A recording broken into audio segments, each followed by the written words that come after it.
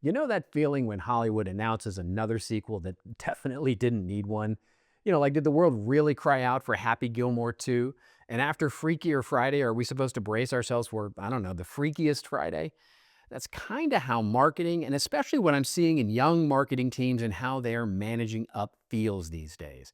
Managing up. Are we supposed to be the supporting best friend character to our boss? Or maybe the grizzled mentor who's seen it all and challenged them to be better versions of themselves? Ah, yes, the marketing team's cinematic universe and managing up. It's kind of how it feels right now. Same plot, new and somehow smaller cast, but a bigger budget for buzzwords. Yeah, welcome to Managing Up, into the feedback verse.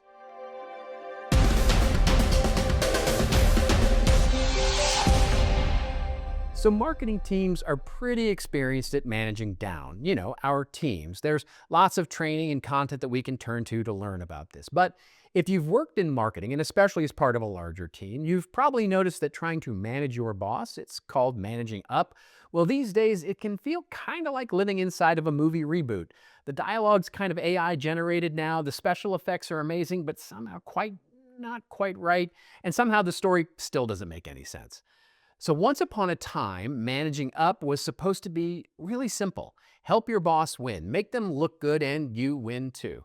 That was the common advice. Even Wall Street Journal articles extolled its value. Managing up was simply about you making your supervisor's job a lot easier. Make them look good. But au contraire, said the Harvard Business Review and others at the time, managing up, they said, was simply about doing your job well, challenging your leadership with such excellence that they couldn't help but recognize it in themselves. Now, both of those pieces of advice were probably right? I mean, they were right. But both, well, they're kind of like, what do I do with that? I mean, it's a little like saying, how do you make a great movie? Well, get a great director, start with an amazing script, get some fine actors, and you'll be fine. Because anybody who's ever actually had a boss knows that managing up, it's not just a motivational poster. Depending on your boss, it can be a balancing act on a moving treadmill. You're supposed to make your boss's life easier and challenge them to be better at the same time, all without pulling a hamstring in the process. Now, in the age of AI and personal influence, I'm noticing that teams, especially younger teams, are beginning to really focus on this struggle even more. That treadmill, it just got greased up. So how do you make the boss's life easier, or do you make them sharper? Spoiler? Yes, both, always both. It's going to be both. But the twist is the context has changed. Leaders are getting promoted faster than Marvel releases movies these days. CMOs and VPs are rising in record time, and interestingly, they vanish almost as quickly.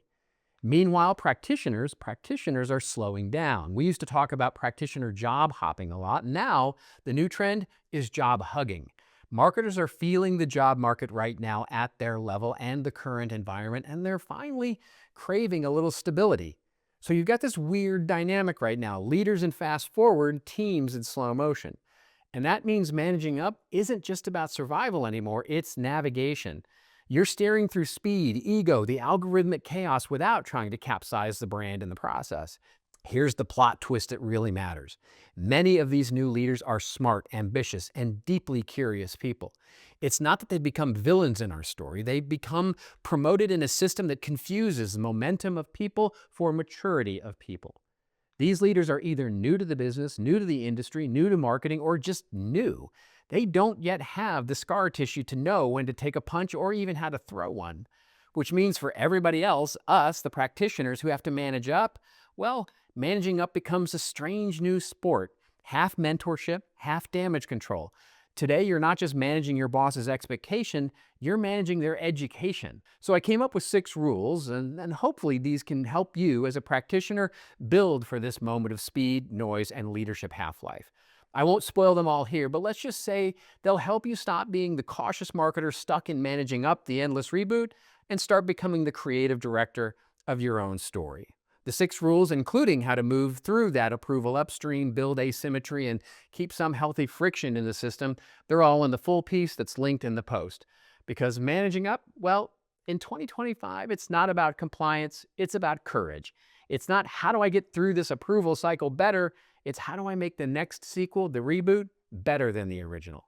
So, roll credits, cue the music, and start writing Managing Up, the director's cut. It's your story. Tell it well. I'll see you next week.